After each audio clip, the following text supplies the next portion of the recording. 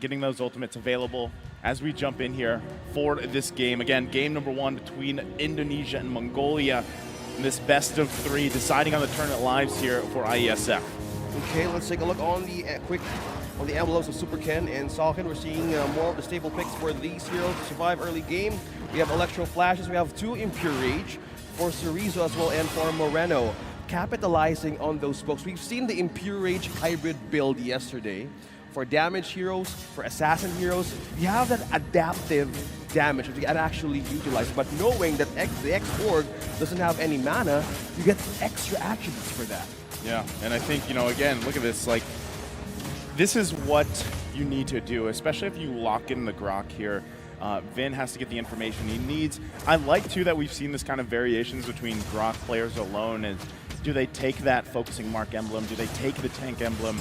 And play around with that, because really, so far, I love it when these rooms take the focusing mark. I love to see it. Usually you see it on the Francos, though, a lot of the time. Since yesterday, yes. But occasionally, yeah, you will see it on the Grok here. So, nothing too crazy or out of the ordinary early on. You're just going to kind of wait that 30 seconds for that first turtle. If they can get some of these battle spells out early on, that would be great.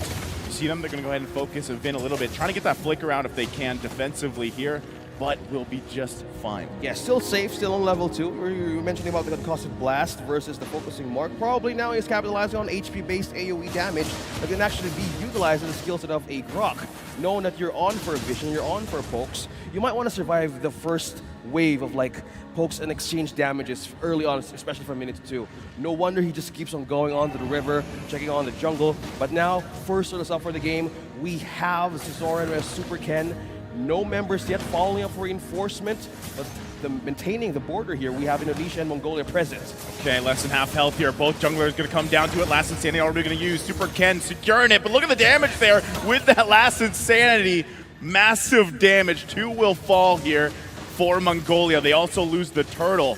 Good pick up there for Indonesia. Great start for this export pick by Cerezo. Indonesia making use of that early game damage with his own emblem as well. So Impure Rage benefiting more of the damage as well as an HP regen. You have more ways to survive your Ferrago armor and go into fights like this. You have more contention just like that. I mean, look how much pressure they're just putting here on ZX Aura right on his orange buff. They might not even allow him to get it, or they want to force that retribution as they do. Wow. Aizen going to take a little bit of damage. There's the Last Insanity. Once again, able to find multiple members. Woo! Can they follow up through it? Ken still there, but another member is going to fall for Indonesia. The response, it's a triple kill for ZX Aura. He was mad about them putting the pressure on the orange buff. Okay, we have more ways to counter that. Zora takes an avenue, looks up on the window to how will they counter Indonesia. The Asher Aura, you have more ways of decimating more into the damage of Indonesia, but going back on that replay, we've seen the Last Insanity being used over and over again. Once it's activated, it's one thing of having the burst right onto him. Look at that, burst right onto Aizen, onto Ethan as well. But one thing they had in for a turn was Forbid, was using the RWM to get a counter go, and as well as go in for the slow, this time around for the early game of an Eve, which is stronger with the poke potential. That's huge for, anytime you have this Martis here. He's also got that killing spree.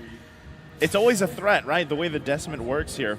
And now that he's got that triple kill under his belt, he's going to be the one confidently getting into Indonesia's jungle, right? And this will all lead into, again, that next turtle where you're going to see them both kind of set up here. Now, that was a great kind of interaction between what Indonesia wanted to do. They wanted to press that pressure, but still, Mongolia turns out finding a win. Looking at the items here. Yeah, despite the lead here, we're seeing at Brody, we're seeing Bebek picking up the Blade of Heptases now, just having the first item he needs for damage. Right now, turtle is up. We have Mongolia on site.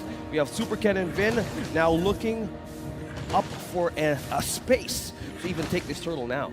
Sokken's not even going to be there, right? So this is a full force for the most part.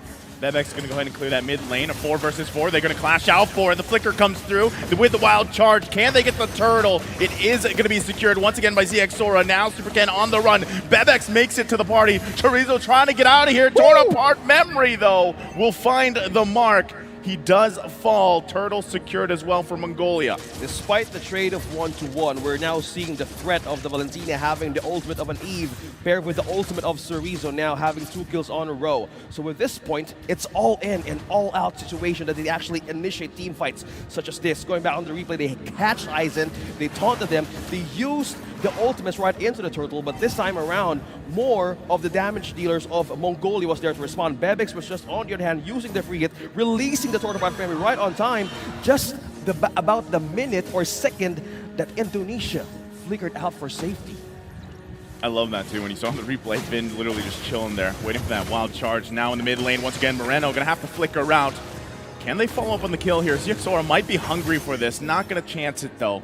They don't want to go under this turret just yet. Again, economy-wise, it's pretty much even still. Completely even. Making work on both these sides of the map for both teams. Look at this, the play on top. Sakin could be in trouble. They're going to go in. Ethan popping out this blazing duet from Sakin. A couple hits away. Whoa. Still under the turret, though. Will finally go down. And another kill comes through here. Able to find the trade. It's a 1-for-1. Does Indonesia have a response? They're going to chase Mongolia back a little bit.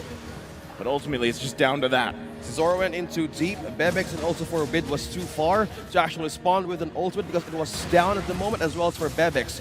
No response for damage, no response for burst.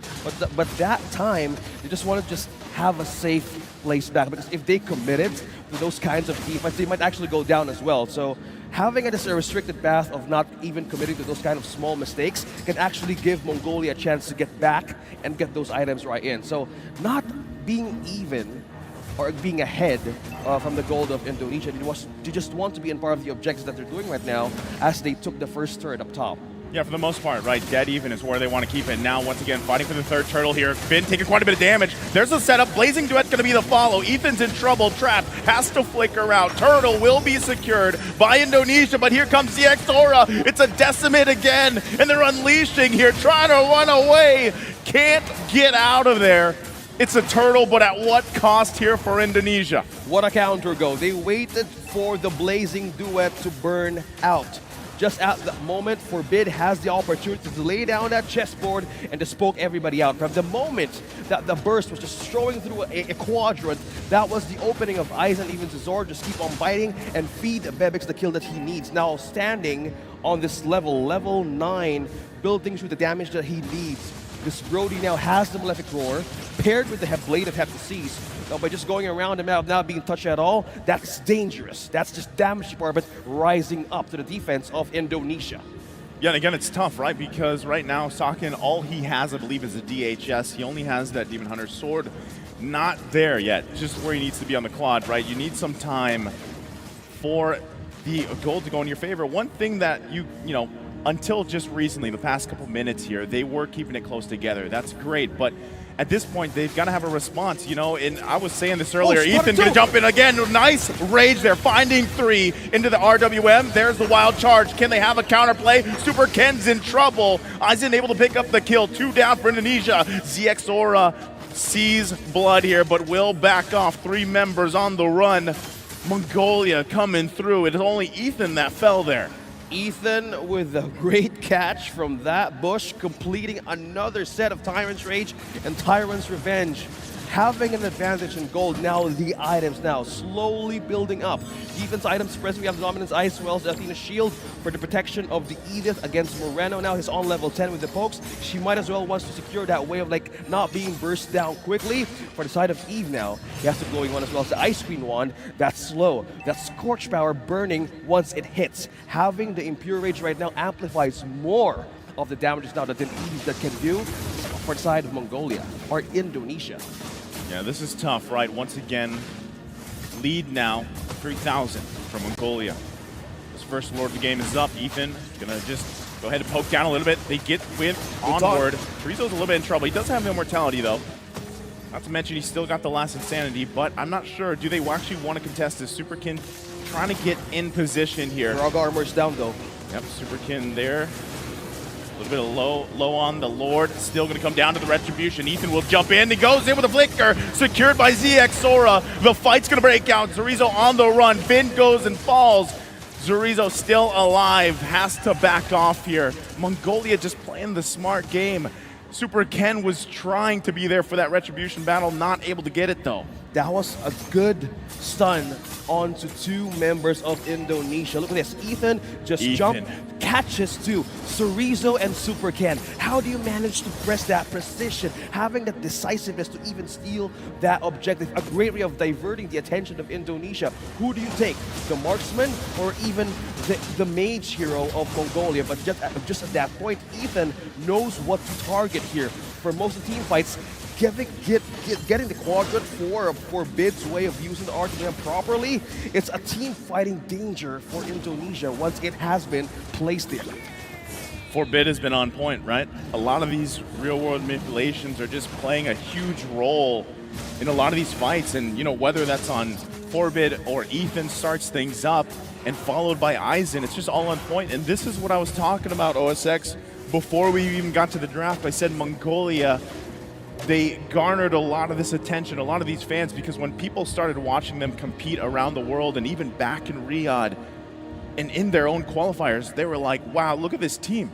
Look what the type of synergy that they have is some of the best in the world, and you're seeing it happen right here in this game number one. They've garnered themselves a great lead here.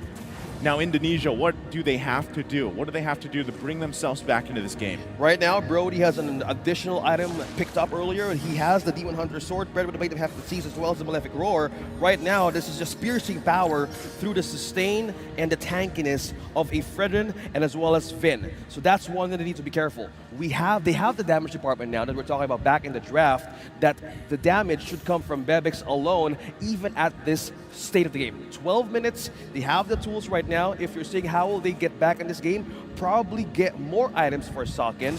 Even having 2 deaths, being a Claude, it's not too far gone yet for Indonesia. What they need to do now is get more time here for their marksman and as well as Chorizo, because damage potential right now in the late game could actually show if they keep on continuing breaking the base slowly for Mongolia. Because if they keep on coming in those team fights, man, it could get messy.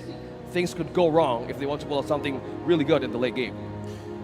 The way I see it is like, if you're Indonesia, number one, how do you get to Bebex, right? For the most part, he's popping off here. And that's one of the reasons why a lot of teams opt for Brody. You can kind of just get those marks off, and then, you know, you really don't have to be too close comparison to other marksmen, and then you just torn apart memory. For the most part, you try to profit off that, right? And it makes it even harder when you're working against, again, real-world manipulation, trying to get through there. So you're not only trying to avoid getting set up from Ethan, the power of the Kupra is the fact that he can just go ahead and charge up and slingshot in basically like this from different angles. You have to be able to respond from that and avoid it, right? And then figure out how to get to Forbid, figure out how to get to Bebex. As this Lord now, half health here. You can see them trying to zone them out. Super Ken's got to get in position here with ZX Aura. They might reset this. They might try to actually initiate this. Mongolia is waiting here patiently. Ethan gonna jump in, finds the mark he's looking for. Saken's gonna unleash though. They actually get rid of him quickly. Moreno will fall and they're still going. Saken's gonna fall as well. They're losing a ton of damage here. Bebix. They have to get out. Ethan gonna flicker in right on Super Ken. Can't get away. 3 down for Indonesia. There's damage all over. Ethan getting the right points, the right set, and the right person to knock off Moreno was the first one to fall down. He has the ultimate of the Eve now in the base. Mongolia, here they go, knocking slowly.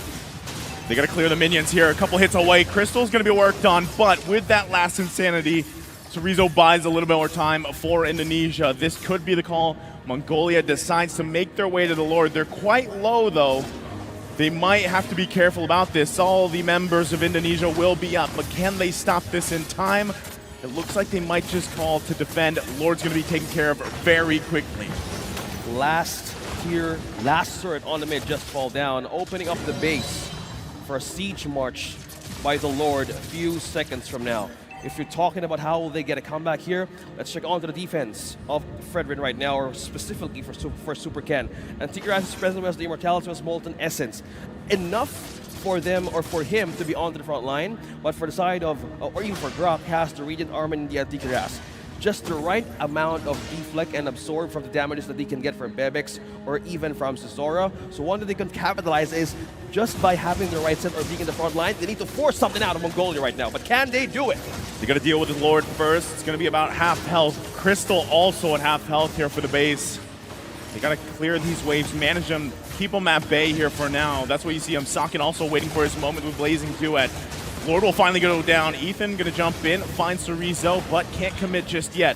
What they're happy for is these base turrets all going down. Could be up to this. Once again, Ethan going to charge up here with the revenge, goes in, finds Cerezo with the Blazing Duet from Sakin. They don't have enough damage to respond yet. Aizen just unleashing here with the Primal Wrath. Crystal worked on, and Mongolia will take game number 1 against Indonesia. Almost